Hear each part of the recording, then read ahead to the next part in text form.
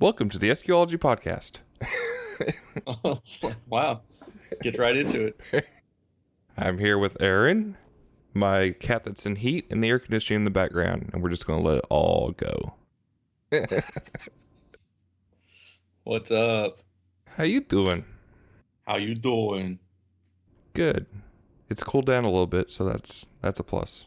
Good. Oh, are you saying your air conditioning is not working? No, in my house it is. Okay. Yeah. All right. I'm just making sure that the two statements about AC and then the cat being in heat, and I was like, all right then. Whatever, dude. Those are separate issues. Typical Sunday morning at your place, right? I mean, I'm here by myself, so, you know. Oh, well. All right. Let's get out of this one then. Next. Moving on. Moving on. All right. So, essentially, we're, I think, here to recap last weekend's event in Georgia, which you saw more than I did, I think. A couple questions, actually, from people, but we'll just kind of incorporate that in. Okay. But I guess, what would be your summary of the event? Oh, wow. Put me on the spot there, don't you? I will. All right. Right on the spot. Yeah, to make it, I guess, quick, I would just say that, number one, it was hot. Yes. Number two, there was a great turnout. I don't know, what was the number, 30-something, 36? 36 registers, yep. Yeah, wow. Yeah, it was a great turnout then. And just generally a really good time. You think most people arrived in town Friday night. Some people arrived Saturday morning. Excuse me, I almost said Sunday. And we hung out for a long time during Saturday. Sunday was a shorter day. That was the top 10, top 8 round, basically only, right? I believe that Joe Wallace was still doing SQology judging Sunday and maybe a few more. Yeah, there was that, and then USAC judging went both days. Yeah. Which, to cover that real quick, neither one of those have been tallied or sent out to the competitors yet, but that will be happening shortly. We just wanted to get through the ASCA and MECA postings first. Yeah, okay. Yeah, so that's kind of my quick take on it. It was just a good, fun, great turnout, but hot weekend. We made do with the heat. It really wasn't as bad as I thought it was going to be, and we managed to avoid the rain mostly until Sunday when we had a quick shower, but didn't last maybe 20 minutes or so. And then after that, it was good. So, yes, sir. What about the judging portion of it? Feedback, the setup. I mean, what were your impressions there? From my take, so just kind of give everybody a visual idea of what was going on. The Hat building, I don't know how many square feet it is, but it looks like a big warehouse from the outside, and it's kind of in like I'd almost say like an industrial area, but not quite fully industrial area. So when you pull up out front, you can either park to the right, which would be in front of the building, or you can park along the side of the building to the left. So I parked along to the side of the building because all the spots out front had already been taken up. So because somebody slept in on Saturday. Well, yeah, and I definitely set my alarm. It either didn't go off or I somehow just slept right through it, dude. I woke up we were supposed to be there at 8. I woke up at 8:13. I was like, oh no, like I didn't even brush my teeth. I just chomped some gum on the way there. Just got rolling. I was like, hopefully nobody will get within 5 feet of me. We'll be all right. Nice. Right, but yeah. So I got there a little bit later, and like I was saying, since I was on the side of the parking lot, I didn't really get to interact with a whole lot of people out front. I mean, I walked around out front now and again just to kind of, check on people and see what was going on and stuff like that, and chat a little bit with my friends. But for the most part, since we had so many judges, I hung out near my car most of the day, and in between judges, I would give demos if anybody wanted them. So I can't really speak for everybody when I say how the experience went, but just for myself, I think I started my first judge, showed up maybe around 10:30 or so. Yep. And from there, it was pretty much game on until I think I left right around 6 or 6:30, and then we went to go eat supper. I think my last judge was about 5:30 or 5:45, and I had all of the IASCA, all of the MECA, yeah, and then the SQology Joe was done. So I had all of my judges done in that one day, so it was kind of a blitz. But the cool thing was that I went there with a certain goal in mind, and I think I achieved it. But the main thing that I really wanted, we talk about this, when we talk about with competitors about scores, and don't necessarily compare your actual number score from one judge versus another. Compare the comments and the feedback. So that's Right. what I was doing.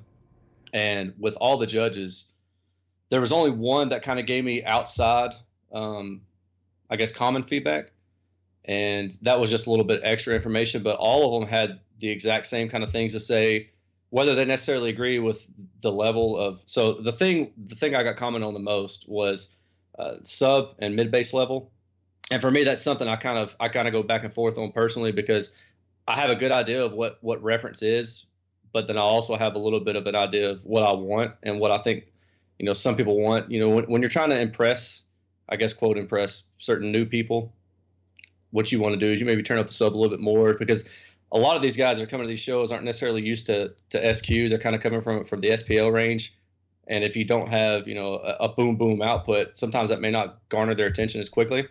So Right. I'll bump up my sub maybe like a couple dB or something, just to give it a little bit more impact, and get that wow factor in, and then kind of set the hooks, so to speak. And then you get them interested and get them talking, and then you kind of explain to them, yeah, normally, SQ setup has a little bit more neutral, if you want to call it that, sub and mid bass range, but we kind of go for that initial impact to kind of get people hooked into it. So again, going back to that, that's kind of my personal area, is what's too much, what's reference, what's preference kind of deal. So after the first day, a lot of the feedback was basically that I had my sub and mid bass a little bit too high, which I agreed with. So after that, I knocked it down a little bit, I think like maybe 2-3 dB. And then the next day's feedback, when they rejudged it, for the top 10 or the top 8 round, which you'll discuss a little bit more later, I'm sure. The feedback from the same judges that I had previously on Saturday was a good improvement. So Awesome. again, going back to all that, yeah, the nuts and bolts of it is really good, consistent feedback from all the judges. It was really, really helpful. Good. Good. Well, I mean, that's number one intent, and it's why the score sheets weren't totaled as they were going out. um, Yeah. we tried to get the score sheets back in the hands of you guys as quickly as possible, especially with the final 8 round going on, so that way you'd have as much actual physical feedback as possible. But if you wanted to compare scores or look at total scores, then you needed to work a little bit for that yourself. Um, not to be a jerk, but only just to keep the focus on the feedback.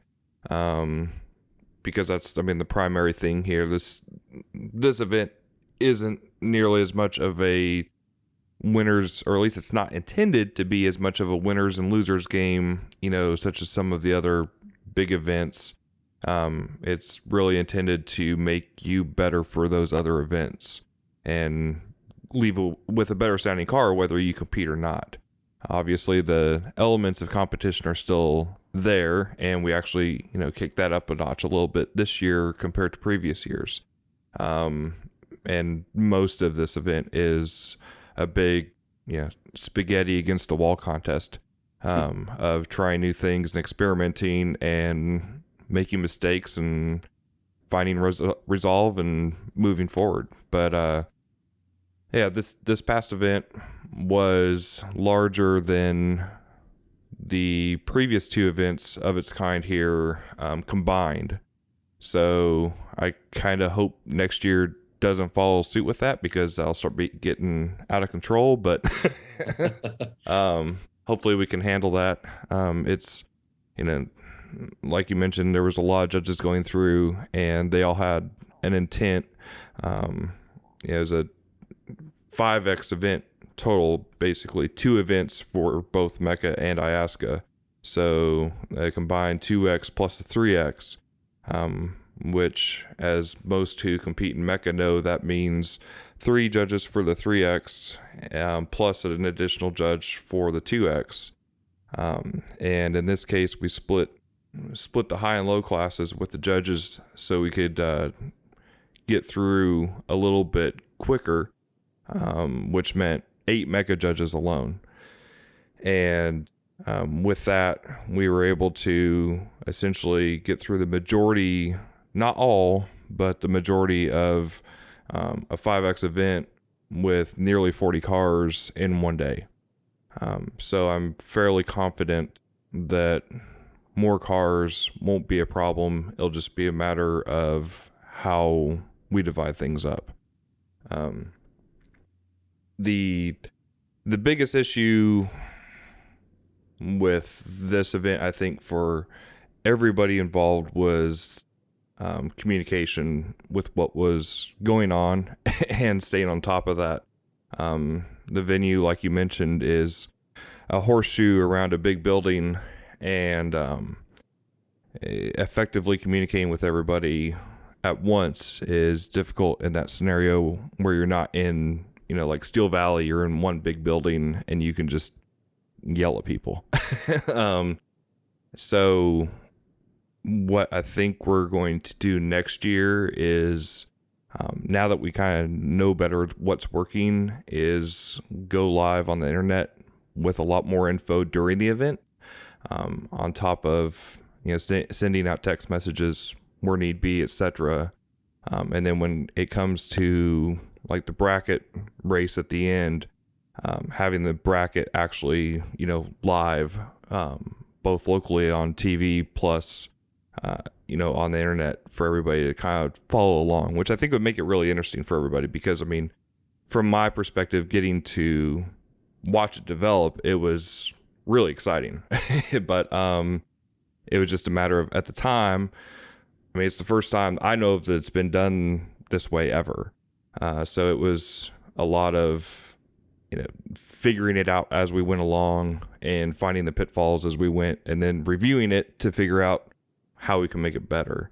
But I think the excitement factor is definitely there in doing the bracket racing like we did in the final 8.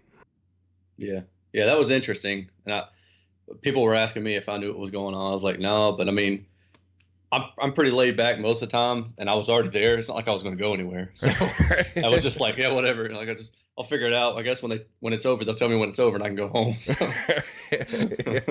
Yeah.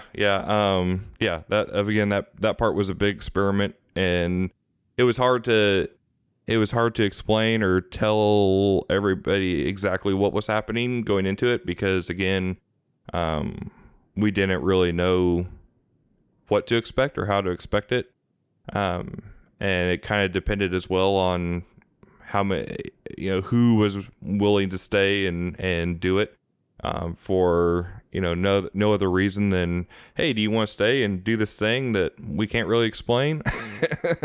But yeah, I think there's a lot of potential there. Essentially what we did is we took the mecha scores, and then divided those scores out by judge, normalized those scores against the judge's highest score of the day.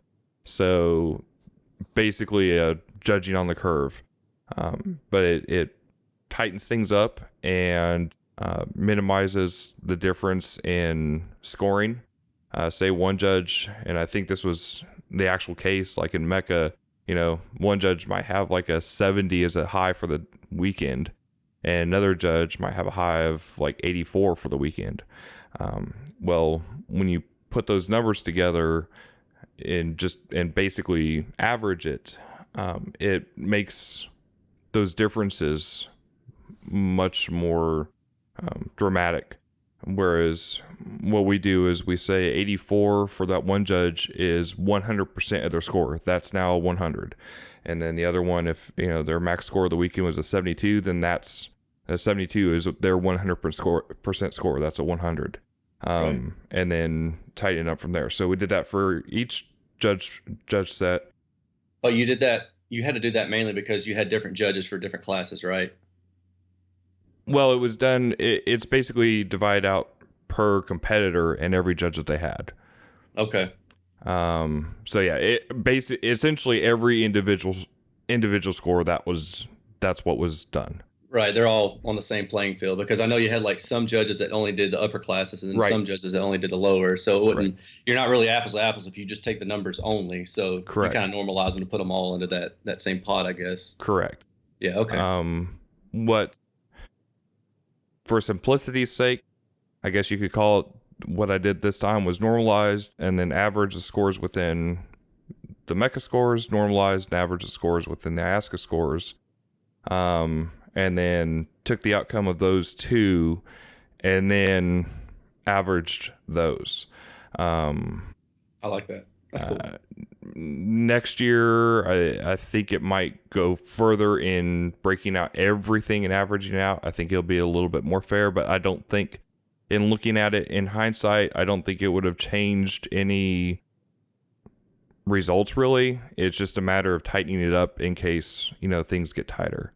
And then, but how we do, the final eight style judging, how that's selected, when we do it, who judges it, all those are things that I think, we need to dial in a little bit, just so there's better expectations of what's happening, and, for the sake of making the event run consistent through the weekend. So yeah, there's a lot of ways that can be done. One of the things that was brought up was relying less on the score sheet at that point in the final eight and having judges that are more clean, haven't been judging all weekend in that final eight, and then have it more of a straight, win-lose scenario from each judge, and then just throw more judges at it. So that way it's not, on a score sheet, it kind of sort of defeats the purpose of doing a pass-fail. Right. Because as we all know, I might actually prefer your car, but then on a score sheet, that car ends up winning. Right. Yeah. Whereas if we do just a straight pass-fail, throw 3 or 4 judges at each car, at each pair, and then it's a 5-6 minute overview on a set track or their own music or whatever, and then they get out of the car and select their choice, and that keeps on going like that, and then whoever majority wins. Well, and I kind of like, so this is the first time I've heard you talk about that, but I like that idea because it seems to me like maybe the way it was done this weekend was the cars were judged on their technical merits, and then they got lumped into this top 10 or top 8, and then from there they got judged on technical merits again. Right. So it almost seems like what you're saying is you would do judge on their technical merits, and they get like the top however number, and then you judge it just purely based on preference. Just a judge gets in there, listens, and I like this one more, I like this one less, and that may upset some people from the objective standpoint, but I like that because then you've got both. Then you already know how you did technically. I can look at my scores and say, okay, well, here's where I rank against everybody else based on the score sheet, but then there's that fun factor of like, which one would I rather just get in and drive home, because just like you said, sometimes the ones that are technically, I guess more sound, no pun intended, aren't necessarily right. Yeah, right. Aren't necessarily the same ones that are as fun to listen to. So, and we get into that. There's that whole objective, subjective thing, and a lot of the reason we do this stuff, we get into the car audio from I just want to enjoy the stereo, and then we get a little bit further into the competition from how can I improve it, and sometimes those improvements aren't necessarily things that you would prefer. But again, on the flip side of that, a lot of times the feedback that I get helps me make an improvement that I ultimately do like. So, but yeah, I kind of like the direction that you're talking about going. I think that's a good idea. Yeah. So then the next thing is how it qualifies there. If we use as many score sheets as we did this time to qualify people, obviously that still ends us in a time crunch. However, if we're not having to tally score sheets at the end in the final 8, and a judge is not having to spend 15-18 minutes on each vehicle, then we can use more judges at that point. How they've scored things before doesn't matter because they're going to be on new music, new preference, new everything, and we can get through it fairly quickly. And with the expectation, I think generally by this point, the people who are going to be in the final 8 probably know that they have a chance at the final 8 and can now, logistically prepare for it. Yeah. Or I mean, you could always just do paper, rock, scissors. I mean, in some cases, I think that might be just as accurate, but Yeah. that happens. Um, no, but I mean, I'll say I kind of get the advantage of being able to see everything, as far as the scoring goes, and I would like, hopefully, to get to the point someday where all that can be shared without people, getting upset about their particular scores being shared. Because I think it's valuable. It will be valuable info for people if we can get to that point to be able to see not just their trends and their scores, but see how their scores trended and compared in the grand scheme of things. Yeah. Even if we made it to where, it was just, here's all the scores and here's a random number and this is your line, and that might be something we can pull off anyway. But I think having that information, having the verbal and written feedback is very important when it comes to making decisions on changes or improvements. But the scores themselves are mostly relative in every way.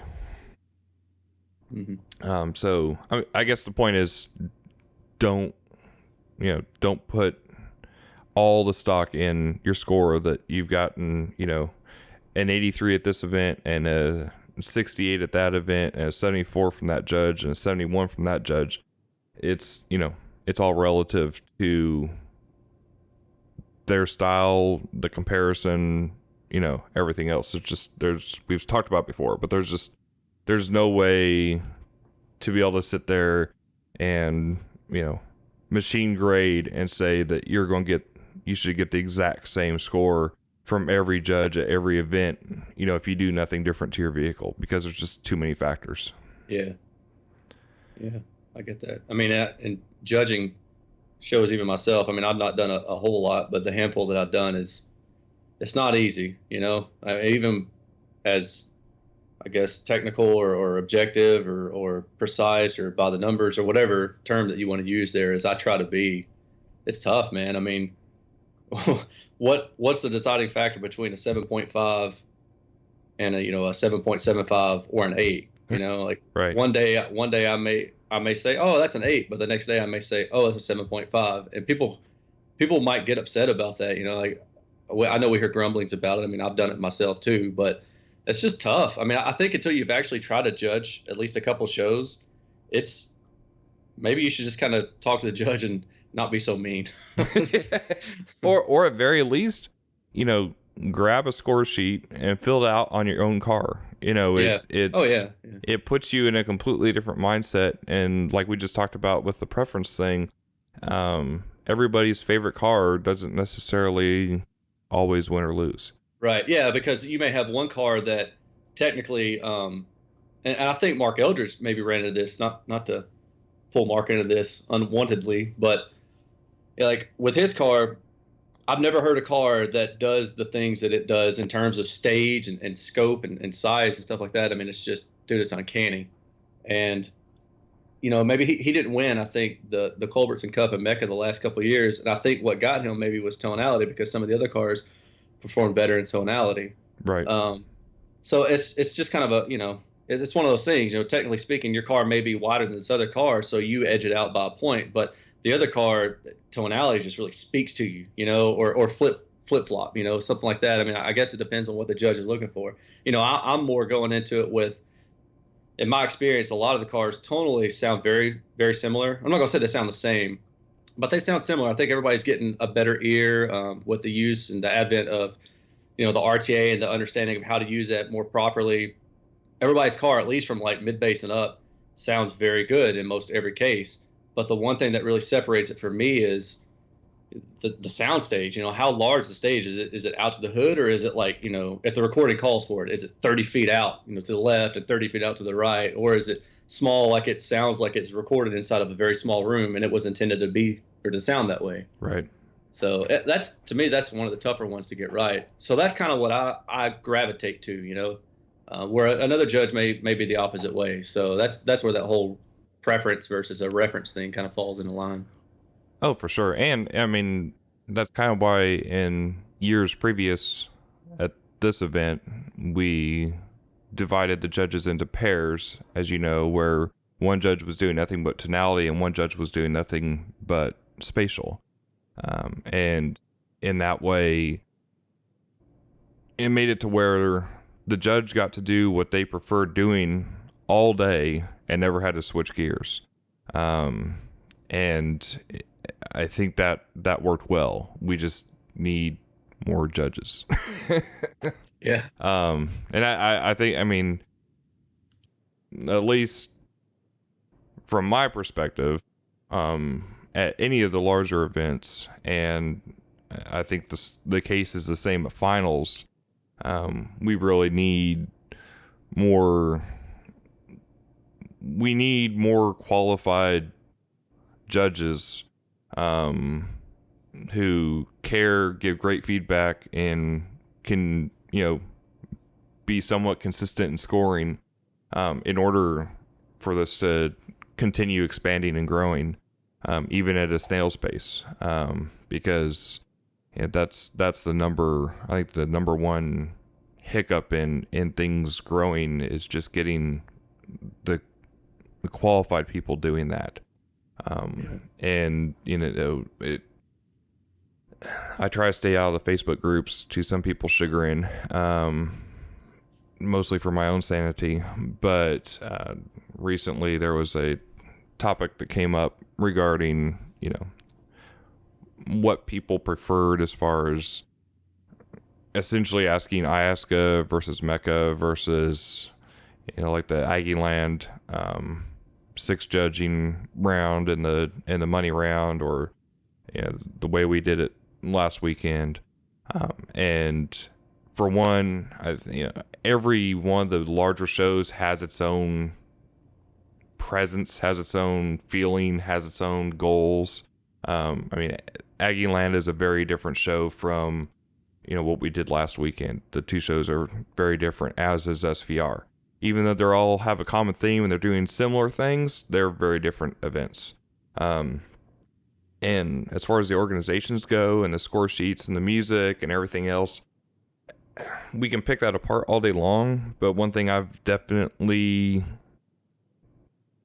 I guess, I don't want to say discovered, but, observed from my own recognition, is that judges do their job best when they have a large, a plethora of reference for the material they're using.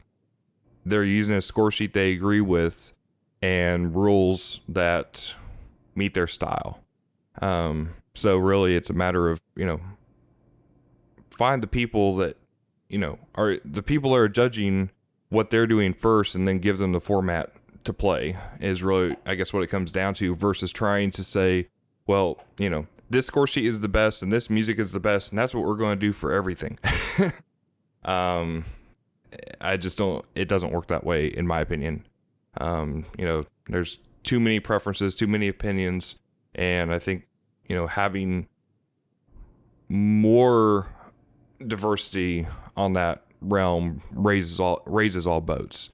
This event this past weekend alone, I think, is I don't want to say proof of that, but it's the only event that I know of that it forces you to be all encompassing. It's one of those things where if you register, you sign up for everything. You're going to do everything. And there's no, well, I want to do the Mecca 2X on Saturday and then the ASCA 3X on Sunday, or I don't really like, XYZ or ABC, so I don't want to compete in those. I'm only going to do this. And that's not really a choice that anybody gets to make in this event. Everybody does everything. And I think that diversity for this event is important. I'm not saying it's necessary for anybody else to do. I just think having that diversity gives more perspective and helps people, grow and learn and get that feedback. Yeah, we just need more judges. Yeah, yeah, especially some who are willing to sweat it out in Atlanta. I mean, I will say we are incredibly blessed as far as or fortunate, or however you want to say it, by the judges' participation in this event. In the first year we did it, I think we had 12 judges and 9 competitors. Hmm. Um, we essentially got to do the whole event inside, so that was fun. But you know, it's we had we've had 16, close to 16 judges, both last year and this year now, and that number would have been higher. It was just a matter of different family conflicts and traveling conflicts and life that happens. Yeah. So we definitely have a great base to build on there. Speaking of inside and outside, real quick, I think one concern that came up from at least a couple people, and it was nothing huge, and I mean, he actually mentioned it himself, but Steve Head's vehicles being inside all weekend, some people thought that maybe wasn't fair to them if they were competing against him and they were outside with engine running and that. Oh And yeah, that's a good point. Now that I think about it. Oh, just kidding. I guess that kind of makes sense because if your engine's running, depending on how hard you idle and things like that. I mean, you could lose some information, or it'd be harder to hear details in mid base area and stuff like that. So, right. but I kind of this kind of goes back to what you said earlier, and I'll just throw this in there. Yeah. I definitely agree with that notion, but at the same time, personally, since I was competing against him, I'm not too worried about it because I felt like this show was a good opportunity to get feedback, not necessarily to beat somebody per se. I mean, yeah, you compete, you want to win, but to me, this show is more about getting that feedback and use it going into something like finals, because that's really, where this all culminates anyway. So, Right. and then just having fun and hanging out. So, Yeah. I'll just throw that in there. That's it. No, and I agree completely. And I there's two sides of this, and they're all personal, and none of it has to do with any vested interest I have in Steve Head as far as a competitor or winning. I have zero ties to him in terms of equipment used or anything else. The only time that Steve Head's involvement directly benefits me, if you want to say that, is him competing at this particular event, which this is the first time he has done it. Yeah. However, saying that, I've competed and had shows many times where Steve's involved, and from a special interest standpoint, the dude drives trailers to ancient cars across the nation from who knows where in Florida. He was at Aggieland last year and won it, first and second place. He was at Steel Valley last year and won it, first and second place.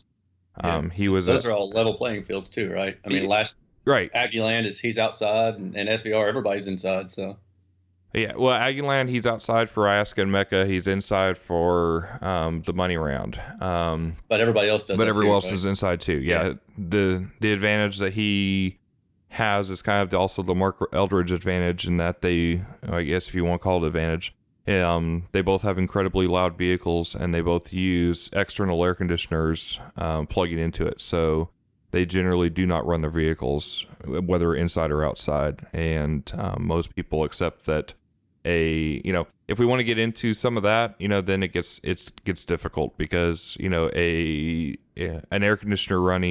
external air conditioner running into the vehicle is louder than a Prius. Yeah, so yeah, that's true. So it might be more humid too, right? So yeah, it's kind of I get it. Yeah, but regardless, I understand that point of view, but at the same time, having competed against them head to head, me personally, I didn't even think about it until you mentioned it, and I'm looking back, I'm like, So I can't fault somebody for maybe being a little bit bitter or whatever. Maybe they're not even bitter. Maybe they just brought it up as a point of fact.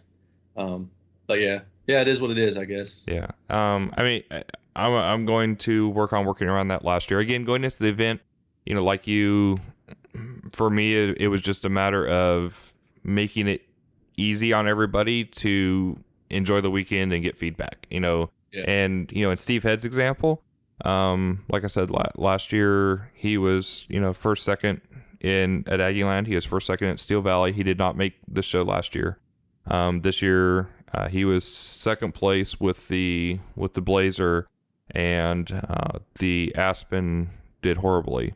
Again, this event, he is first place with the Blazer, and I will say unequivocally from practically every single score sheet, except for I think one judge maybe didn't agree, but I mean, when you averaged everything out, when you go for go for broke, everybody all in, Steve had won this event regardless of what we did. Yeah. There was. Well, and I've always heard that Blazer sounds fantastic, and I almost had a chance to hear it this weekend, but I think I just gotten out of the Aspen. I was going to jump into the Blazer, and then somebody else had jumped into the Blazer to judge it, and I just didn't get a chance to do it again. So I definitely want an opportunity to hear it, because I've never heard a single bad thing about it. So I don't think that the dude is winning on the strength of just being inside a venue versus outside a venue. Yeah. I mean, I've definitely heard it not so good, but I mean, that's one of the things I love about Steve and Mark Eldridge. They both have that tenacity to keep trying things, whether it works or not. And Steve, where I was going as far as the Aspen goes, it also performed quite poorly at this event compared to previous years and other events. And he was going for, doing a true 2-seat full blown tune on it, and was trying some experimental things. And then Sunday morning, when, hand out score sheets and everything, he was back in the Aspen and set everything back to how I used to have it. So that's how it goes sometimes. That's how you learn. It should do much better at Steel Valley than it has the last couple events. But I mean, I think that's cool. I mean, just because A, he tried it, and B, he was public and open and willing, okay, enough. It's obviously not working. I've had enough feedback. Stop showing me score sheets. Okay, I'm done. I got it. I thought that was really admirable. So, and that's what, again, that event is all about. To be able to, as much as we're experimenting things, I think it's a great opportunity for the competitors to experiment things as well, because it's not all on the line. I don't even like giving placements at this. It's one of those things where if we didn't have to for the Mecca Ayahuasca portion of things, here's the winner, and we had a winner, but that was it. Because I think at least my personal goal with it is for people just to go away with a better sounding car. That's the ultimate goal. I think this one is a good one for that, because it's not finals, right. But it gives you the opportunity to get, I don't know that, I mean, maybe Aggieland, because I've not done that one, and I've not done SVR, which both of those I really would like to try to do at some point. But this show, I mean, the number of great judges you have, I mean, you've got what I consider, top tier Mecca and Ayahuasca judges, and then the USAC. This is the first time for me to do anything USAC related as well. So I think it's a really good opportunity to get feedback from all walks of life, I guess. And kind of going back to what I was saying earlier about the comments and the feedbacks that I got for my car on Saturday, how consistent it was. That was the same from Mecca and Ayahuasca as well. I mean, the feedback that I got from both orgs, they all, were about the same thing, which I thought was really neat because, and I've had this happen to me before with Ayahuasca versus Mecca, is maybe the score sheets don't reflect the same thing. Like you could Right. get first in Mecca and you could get dead last in Iasca, and you're like, what the heck, What And happened here? yeah, right. I mean, it happens, and I'm sure there's an explanation for that if you dug into it and try to really understand the score sheets. I don't think a lot of people necessarily go too far beyond the score sheet, just on the surface of looking at it. It's like, oh, okay, blah blah blah, and that's it. But really understanding how each one is technically based and scored. But for me, all the feedback being so close to the same, I was like, well, that's really cool. That must mean, that these are the cylinders that I'm firing on. These are the areas I need to work on. And overall, maybe when I get to finals, there won't be any surprises. Right, So, right. Absolutely. Yeah. It's yeah.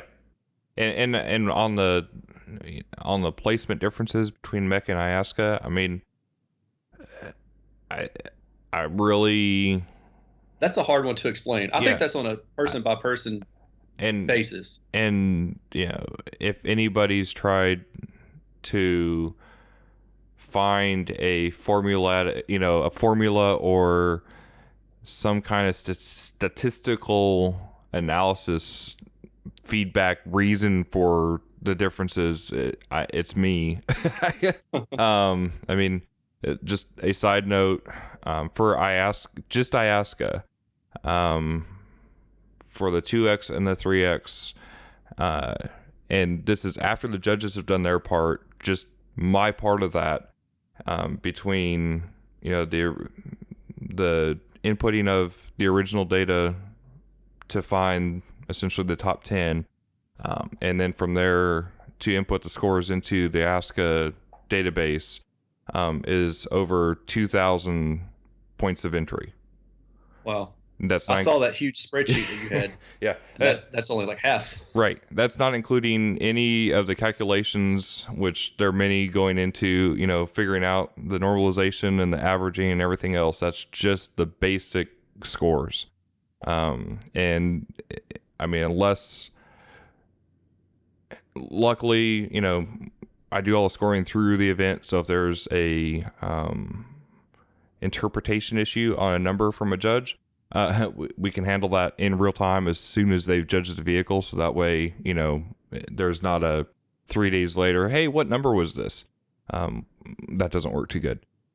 But, Right. Through all that with what ended in over 2,000 points of data entry on the ASCA side alone, there was not a single miscalculation. So I was pretty happy with that.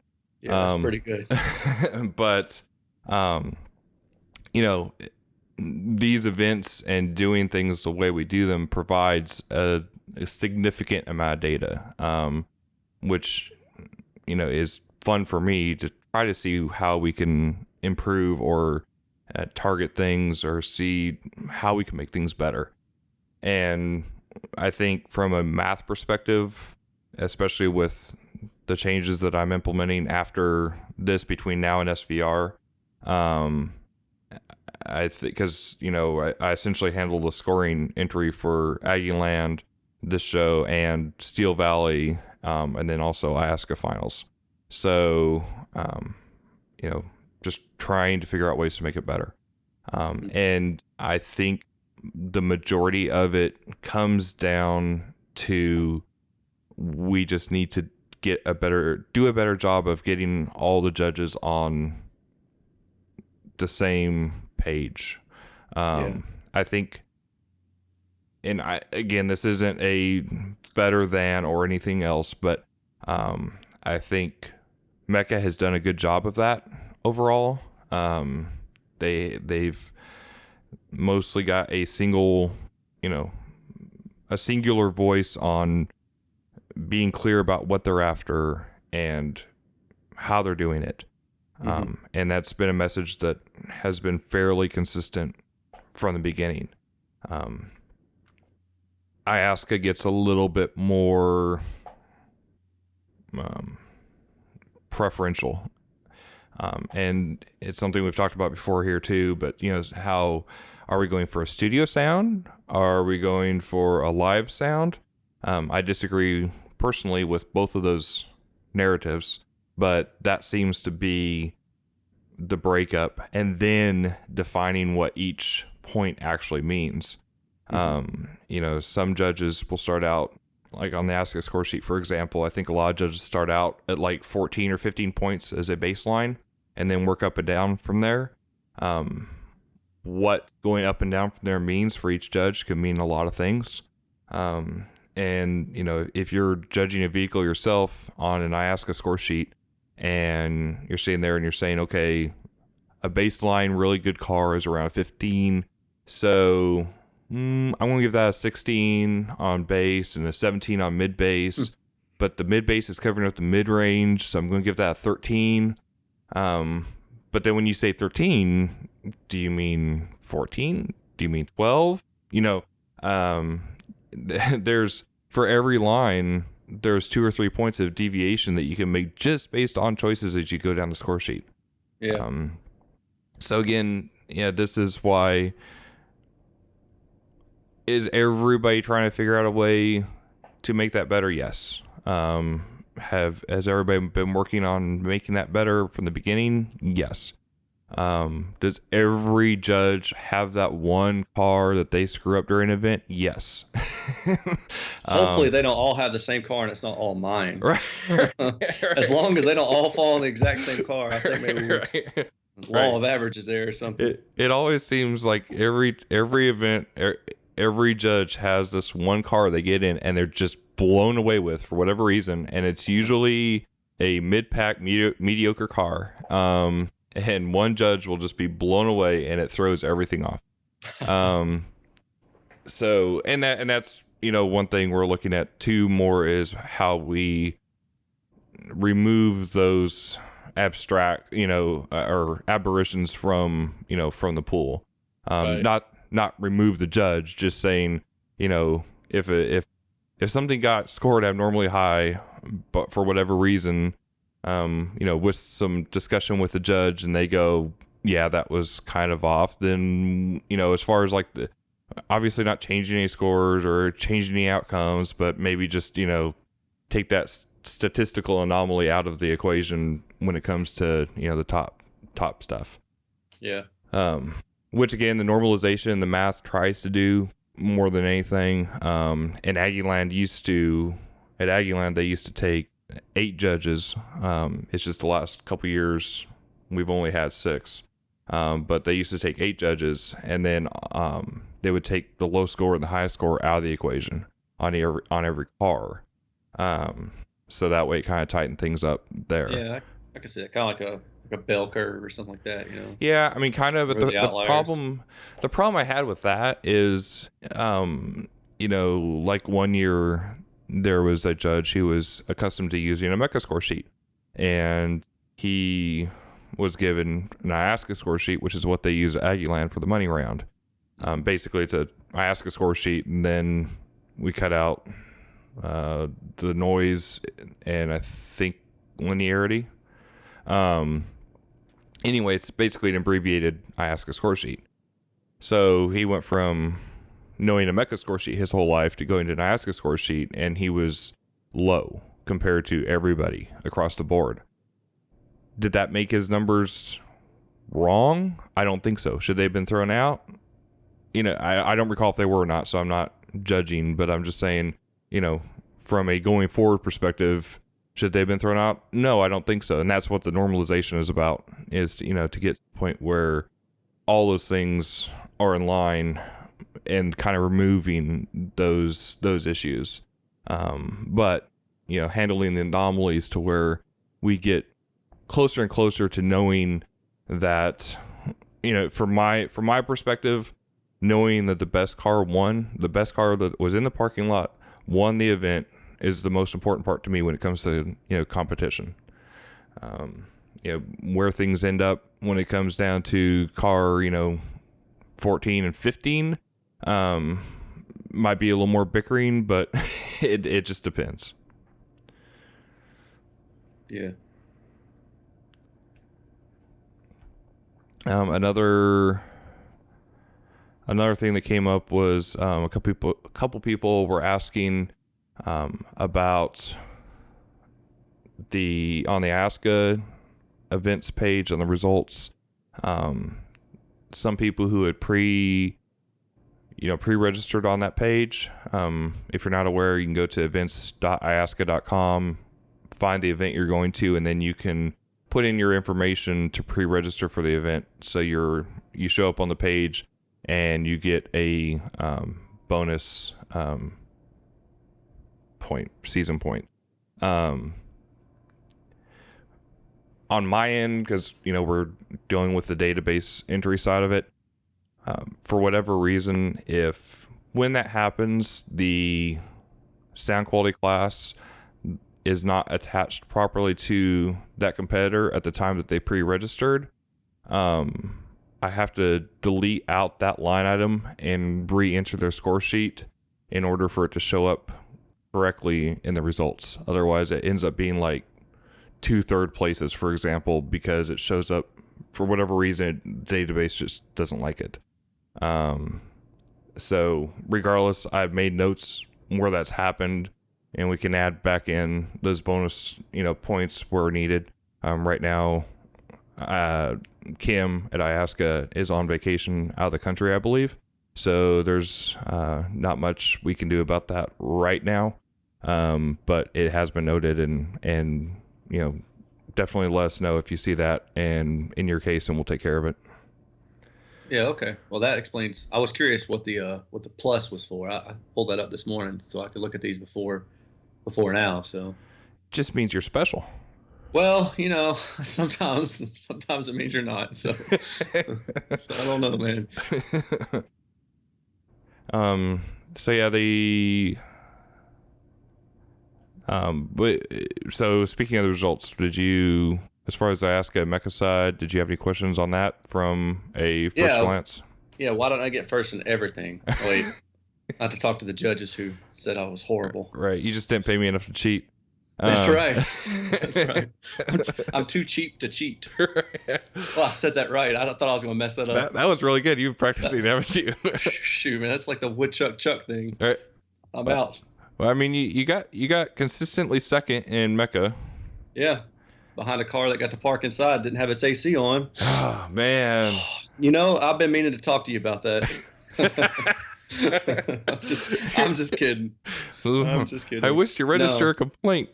Right. I mean, you won both of Iaska events, so.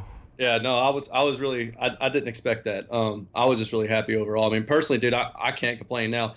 If I'd have gotten like 10th or something and done poorly, then maybe I'd be like, wearing a different shoe today and be a little bit disgruntled. And somebody has to get 10th, right? Yeah, right. Somebody has to get 10th, right? But no, again, to me, it just comes back not necessarily to the number, but the feedback.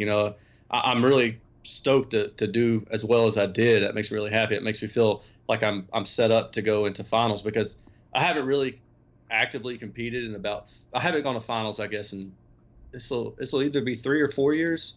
And I've done like onesie twosie shows here and there. Like I did the ATL show last year. And I think the year before that, maybe I did a show or two or something like that. But I really wanted to try to come out to finals and do well this year, actually do well, like I care. I want to tune my car and get it set up instead of changing stuff out 15 times in the middle of a season and getting yelled at by Steve Cook. He's like, your car sounded fine, man. You quit changing crap. You just tune it. So he says to me all the time. And then I'm like, look who's talking, man. So whatever. But I installed my amps at finals. What are you talking about, amateur? And then he wins. Right. Like, oh my God. Whatever. Can't compete with that. So the good part is, you're 3 points away from being qualified for finals in Mecca. So yeah, so I'm hoping I can make it to another show. Iaska, you should have no problem. So yeah, one more show in both, and you'll be set. Yeah, I'm excited about that. It should be a matter of fact, I just booked my room a couple days ago. I was talking to Steve Wigner and Bill Gonzalez about it. They were like, "You better go ahead and book your room." So I immediately booked a room that day. Note to self: I should do that. Yeah. So just let me know what room number you're staying in the hotel, and we'll figure it out. I'll wear a Jason mask. I'll get Michael Myers. Shout out to Michael Myers to wear a Michael Myers mask. It'll be like the real deal. I'll walk behind him with my phone playing like the theme song. Make it creepy. We'll get the hotel to turn the lights off too. all we need then is somebody to set off the fire alarm and we'll be set. That's right, man.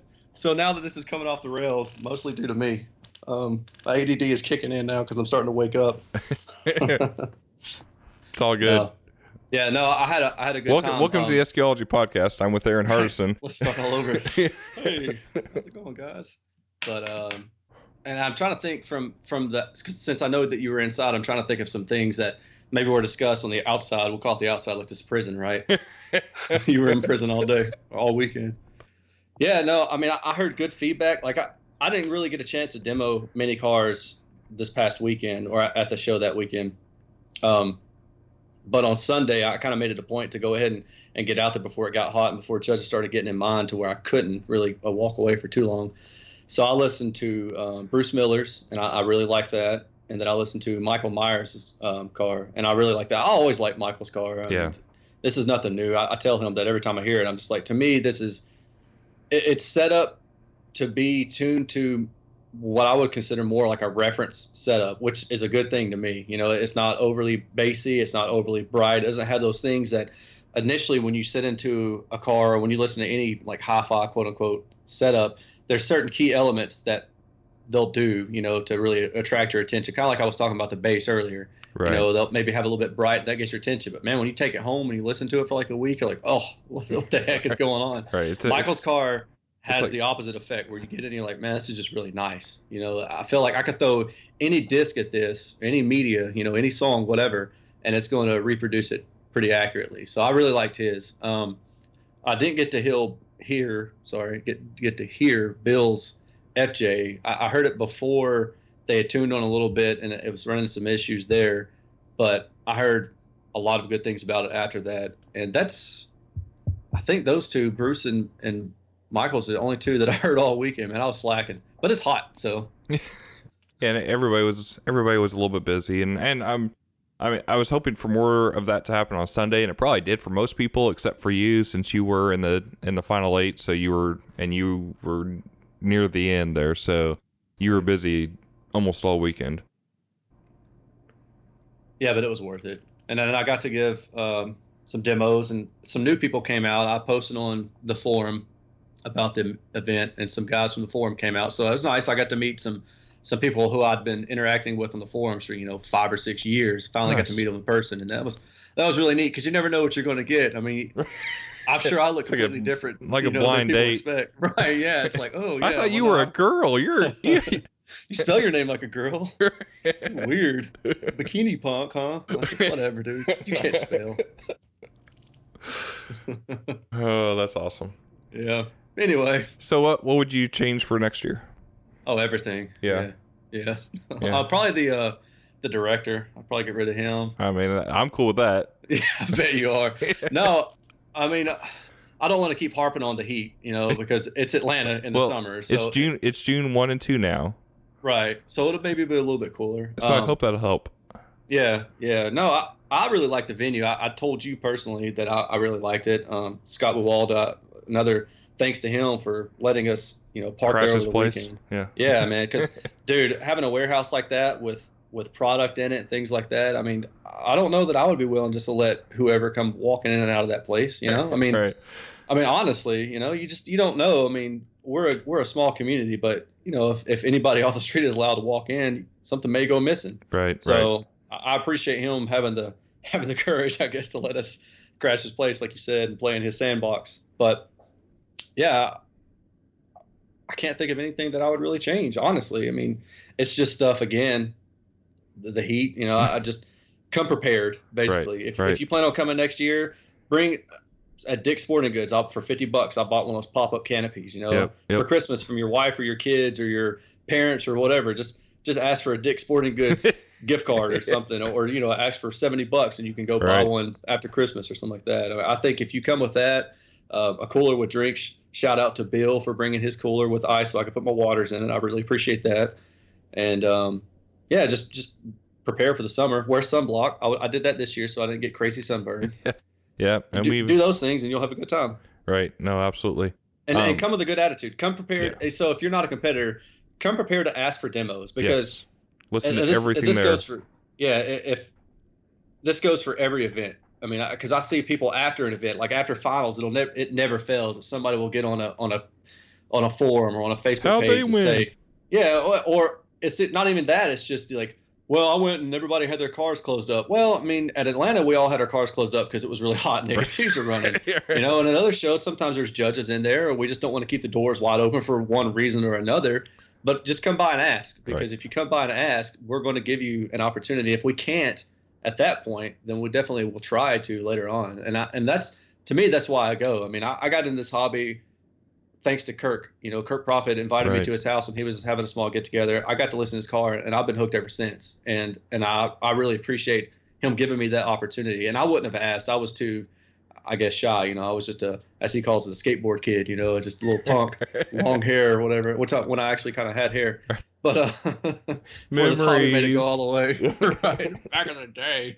So, but yeah, just go to these events and don't be afraid. If you're not a competitor, do not be afraid to ask for a demo. And if you get turned away at that moment, don't take it personally.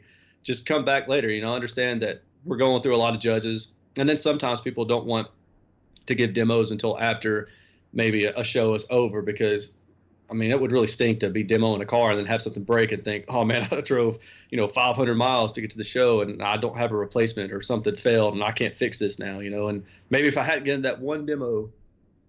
Yeah. Yeah. Well, and I mean, so I was staring at Steve Head's Blazer Okay, I the was like, entire where's this weekend. going? Right. This Blaze. And yeah, I purposely drug that out a little bit. I appreciate that. Anyway, I will say that man, if he didn't give on par with as many demos as anybody else did that weekend, and he had literally more judges in his vehicle than anybody else did that weekend except for one other car.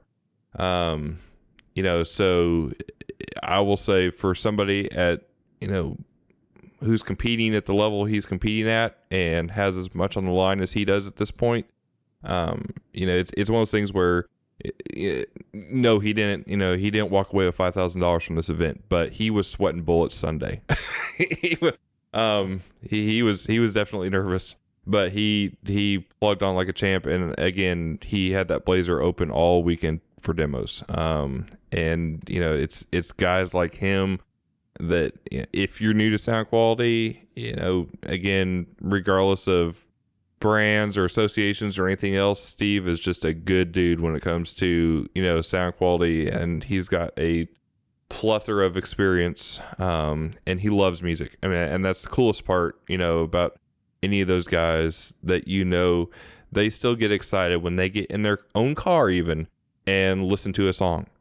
I think that's awesome.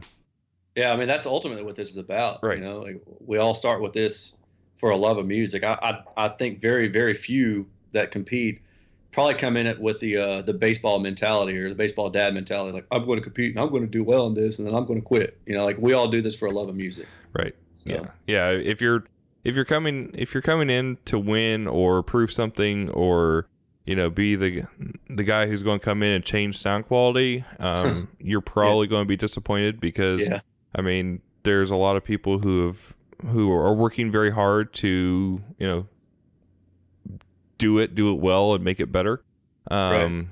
But it all is on iteration. There's no overnight success. There's no, oh wow, we never thought of that before. I think everybody's pretty much thought of everything. Yeah, I agree. It's just, I think it's just reinventing the wheel at this point, maybe refining the number of spokes that are in it, to make it lighter, so it spins a little bit faster or something. But absolutely, yeah. And so on that note as well, next year, for those who have plugged through this far, and I'm not editing this, I'm just throwing it out, so just so you know. So whatever you said, my knows and us and your whatevers, they're all going out there. That's fine. That's great. All right, cool. Otherwise, they'll be, after the next show before I get this out. Well, he'll never see the light of day. Right. So we're just going to roll. That works. But anyway, for those who have made it this far, so next year we're planning during this event also to do the tuning challenge that we talked about, I think maybe 2 years ago. Oh, that's cool. So essentially, we're going to have one car, a fairly, nothing crazy setup, but one car, one DSP, no brand names really attached to it, trunk closed. But essentially, have, for those who want to do it, and I'm really, kind of hoping for the guys who maybe haven't competed for a bit, but are excellent tuners and teachers, is to have them come out and work with, potentially one way it might go is for them to work with somebody newer or a novice, and have teams who go through, and you have, say an hour and a half to tune a car from scratch. And so they go through, tune the car, hand the file over, we put that in the pot, and then essentially we'll just have it numbered to where nobody knows whose tune is what, and then have a round of judges go through the vehicle on each tune, and then give a championship for that. Yeah, that sounds pretty neat. So would that be like a team of tuners, or just one guy, or maybe you mentioned, I didn't catch that. So the idea would be one guy with one experienced person with a novice. Oh, okay. And then, or we might, teams might be another way we do it. All of that is very, up in the air. So Right. if anybody wants to reach out and is interested in doing that, I think, again, we've talked about it for about 2 years now, and just coming up with the format and also making it, a level playing field. DSPs are a touchy subject, probably more so than anything else as far as that goes, because every tuner gets used to the DSP that they're using, and most of the best tuners in the world naturally have a DSP that they're attached to, or that they themselves benefit from financially from selling. So it's just a matter of making that as level of a playing field as possible. And those are all things that, we have between now and then to work through. But I think from a learning aspect, and from a, both doing the process, the people who are involved, and externally, because, my goal is to be sharing the process, to those who are observing it during the competition. So how that's done and when it's done might vary, just to make it fair for everybody. But I think for those who, like me, and obviously I wouldn't be competing in it, but for those like me who compete in a vehicle, I have a vehicle, it's complete, it's done, it competes, it's in a trailer. But for everything that I have going on at every event, it's impossible for me to compete a car and do everything else. Right. But in this case, it's one of those things where, have handbag will travel. You don't have to worry about, if you're someone who is on the tuning realm of things, and having a car prepped in time is a burden. If transporting the car is a burden, if even having a car to compete is a burden, or you just don't want to do that anymore, I think it'll be a great way for those guys to be able to, jump on a plane and compete, and on a very high level, without having to build or transport a car. Yeah. And make it, make it a learning experience for everybody involved. And, whoever wins gets some extra bragging rights. But that's, not so much what it's about. Like anything, obviously, yeah, there's going to be a winner.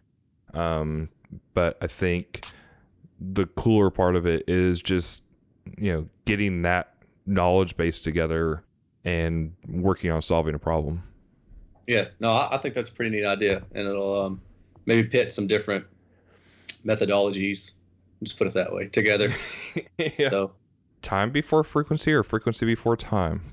Right. Yeah. And then is it all computer based, or am I using my ears? Because I think a mix of both is important, because you hear some cars that's all RTA done, and you're like, dude, did you listen to this?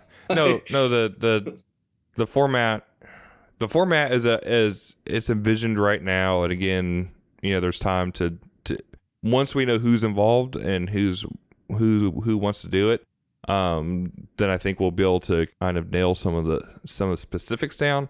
In my mind, it's essentially an hour and a half. Here's the car, here's the laptop to the DSP. We're out, go, and we come back in an hour and a half. Time's up. Take the file, done. So they can use whatever else they wanted to. Like if they want to, for example, John Kaiser has like a rig of stuff, and he can knock out a great sounding stereo in a matter of a couple hours. Right. So he could bring that gear with him, and then use a laptop for the DSP and use his own setup. Yeah. See, I think that would be really neat too. Yeah. I mean, if you're somebody who wants to do everything by ear, or you want to bring in your TIE Fighter microphone setup with $2,000 rig, I mean, to me it doesn't matter, because there's nothing that has unequivocally proved any one method to be the one that knocks everybody else out. I agree. I think having a very good understanding of, kind of getting to the whole measurement space versus ear base, I think the best ones use a good mix of it, and they use the RTA not to necessarily tune solely to, but to help guide them in the process. So I would agree. And then, kind of like I said earlier, I mean, there's guys that will just tune solely based on an RTA because they don't really know what to listen for. But then you get in and you listen, and you're like, man, your mid ranges aren't even like in the right polarity, like 1.0 and 180 kind of deal, and they sound like very diffuse kind of thing. So you got a couple of those two together. So I think what you're talking about doing will be a really neat way of exemplifying that, I guess. Well, and my idea with, I don't know if it's my idea, the idea. You know how these things, you stole. Right. You know how these things happen. It starts. Yeah, no. Somebody mentions it, and then it goes. Right. And then who knows who. So I don't want to be that guy that. No, I was at that table, and you were 4 sweet teas in, and you forget. The idea you plan to incorporate. Right. But one of the reason in my mind for having a novice involved would be to potentially have it to where the seasoned tuner is directing the novice. Yeah, as you were talking about that in my head, that's kind of what I was picturing, is maybe like a seasoned tuner rides shotgun and talks to the novice and says, okay, now listen for this kind of deal. I don't know if you'd have enough time to really get into that, but like when I help somebody that's new and I give them feedback on their car off a score sheet, then what I'll try to do is get in their car after the event and say, all right, well, here's what I'm thinking you need to do. I'm going to change these things on your DSP. You listen, you tell me what you're hearing, and we'll go from there. Right. So if you could somehow do a little bit of that too, I think that would really, because then it's not only just flexing your tuning muscle, but it's also providing people a better understanding. Right. So that's kind of cool. Another part of the idea in my mind, because it depends on how many people we have involved, but I would actually like to have the guys who are competing in it also be part of the judging staff. And maybe not necessarily have, whether they have any weight on the outcome or not, would be to be determined, but more just to see if they pick out their own car. Exactly. Yeah, that's what I was saying. Because if it's blind, if you're dumping the DSP setting on, then yeah. Because I kind of going back to what I said earlier, a lot of these cars are sounding very similar now. I mean, when you break it down to a score sheet, it gets a little bit easier to start picking them apart. But on first glance, you listen to them, you're like, all right, this sounds really good. Unless they have certain things that really stand out. Right. So yeah, that'd be kind of neat. And I mean, the downside of that is that somebody could probably throw in a couple cues to know how to pick out their own car. But boost 20K if they can hear it, kind of deal. Right. Is this a high res system? Because I definitely am going to boost 50K on this, and you guys, my novice is my German Shepherd, and he's going to he tweaks his ears. He's going to be able to pick out every high res frequency of this. That's right. All the reses. No, but so yeah, I mean, I all the reses. I think between I think we got something cool here between the bracket racing and the tuning challenge to make it to where it's not just judges going in and out of cars all weekend. That's cool, but I don't and obviously the feedback is important. Um, but being that we're after this being, trying to meet everybody to a certain degree, making it more competitive for the people who are competitive, and making it provide more feedback for the people who need more feedback. And that was the goal this year in trying to get, handle most of the competition on Saturday and then go into the final 8 on Sunday. Yeah, like the fun stuff Right. on the Sunday. Yeah. Whereas that way, the guys who really want to compete and have their chance to compete, and the guys who need some feedback, go get the feedback. I think the part, and I mean, I'll accept full failure on my own self for this, because I didn't create the environment well enough this year. My goal was for, because Sunday I tried to get, tell most people, hey, it's going to be a little bit while we figure things out. Here's the score sheets. If you have questions, go get a judge, get the judge you want. They're nearly all here, standing around doing nothing right now. Go get them in your car, listen. And I didn't really see that happening. I think especially the competitors who need it are either of the mind they're right and the judge is wrong, or are the mind that, I don't know, they're scared to talk to the judge. Well, so my experience on that was, I think Sunday I only had to talk to one judge because the IASCA sheet I had 2 judges for the IASCA, which everybody did. Right. But it was how one judge interpreted and judged depth versus another judge. Right. And so they were completely different. Now I understand after talking to this one judge where he was coming from, so I understand the lower score that I got versus another judge. Right. So I talked to him and got that explained, and okay, I got it. I'm good. You judge everybody the same way, so that's really all I cared about. Right. But on Saturday, I mean, I hung around, and most judges, I think all of them, if they didn't give me a lot of feedback, they just kind of gave me a thumbs up or a thumbs down kind of deal, So I got the feedback that I needed on Saturday.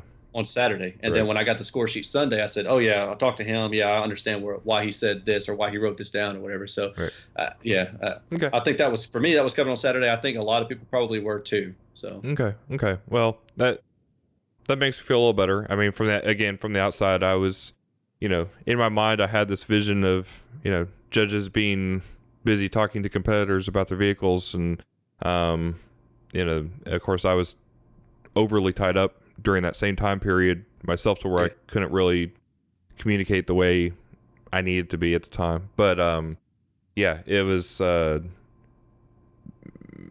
that's helpful though, because I mean, at very least we know that the feedback is going out during the event, and that's the important part.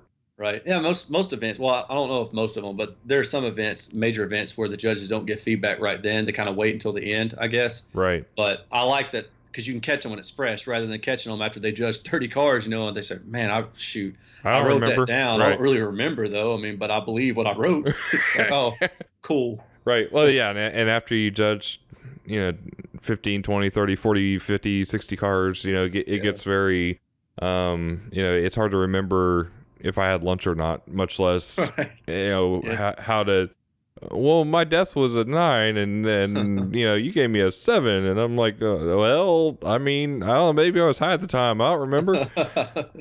Yeah. I mean, I just hated your car and wanted to get out. Right. It was hot. Your air conditioning doesn't work very good. Yes. It was outside the sun instead of inside. Yeah, right. Exactly. Madness. If you just bribe these guys a little better, your car could be inside. Totally. That's what I was thinking. I was like, man, if only I'd won the lottery on the way over here, I could have slipped in some cash.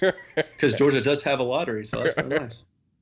That's awesome. Yeah. From my standpoint, I didn't hear any competitors really complaining too much about the scores. I mean, like I said, I didn't really get to talk to as many of them as I would have liked. Just kind of chit chatted here and there. But I think it was a pretty good success overall. I think a lot of people got the feedback that they wanted and got the feedback from the judges that day. So awesome. Good. That's just my impression, though. Yeah.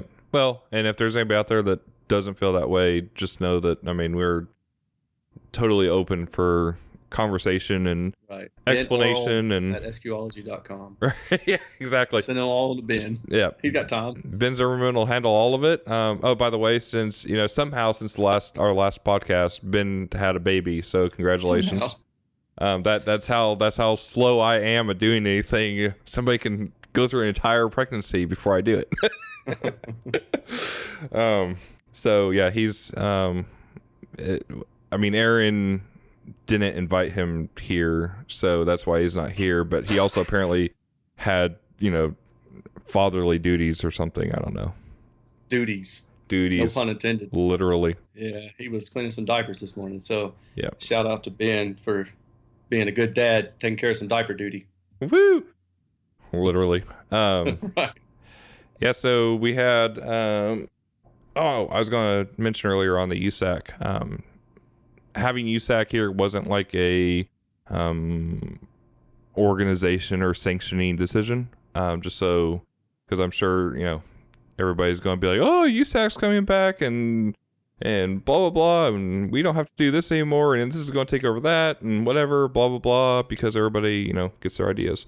No, the only reason USAC score sheet was used was because Tim Gowdy is essentially the guy who led the entire USAC sound quality program for quite a while. Yeah, he was instrumental in the music selected. He was instrumental in the score sheet. He was instrumental in the classing.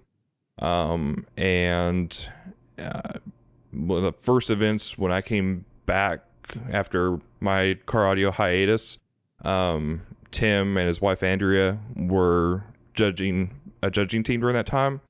And I thought it would be really cool to have him and her judge together on a USAC score sheet, just because he's really familiar with it, and I felt it'd be great, a great form of feedback for him to utilize. And he's really good with working with the new guys that need a little more help in kind of understanding things, and he understands very well how everything on the USAC score sheet is laid out because he is part of it. So that was really the only decision. The only reason that decision was made. It was a reverse engineering. Here's the right guy for this job type mentality. And in my overwhelming graciousness, for him and Andrea driving from Arkansas to come to the event, I threw the glass trophies at her feet and cut her from head to toe. So there's that. Ouch. That's really nice of you. I know. Were you there? You were in there for that, right? I don't know. I think I'll probably try to hide that from my mind though, if I were. Yeah. So the trophies had the SQology cans, whatever, and then they had the glasses on top. Yeah. Well, none of that was connected in any way. So I picked up the trophy, the first trophy, brought it over to the table, and I did fine. The second trophy was identical to it. I brought it over, and the entire thing turned into a weeble wobble and fell down. And these two glasses that they have like skulls inside them, so it's kind of like a double-lined glass. And they both came from the top, and the whole thing like shifted forward and down, smashed onto the ground, and then glass just flew all over Andrea.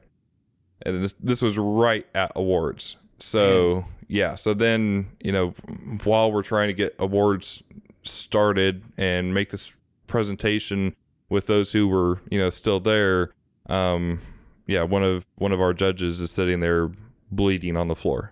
So that's hardcore, man. Yeah. I bleed for sound quality. Right. Hashtag. Right. Yeah, I'm sure. Shattering the competition. Oh snap! I think someone else came up with that, so I'm going to have to again go into the I'm sorry if I stole your idea mode. But I'm still going to steal it. But I'm still going to steal it anyway because it was pretty good. So kudos to whoever came up with that. Yep. That's good. But anyway, anything else? No, man. That's it. Yeah. Michael Scott. That's all you got? That's what about you, man?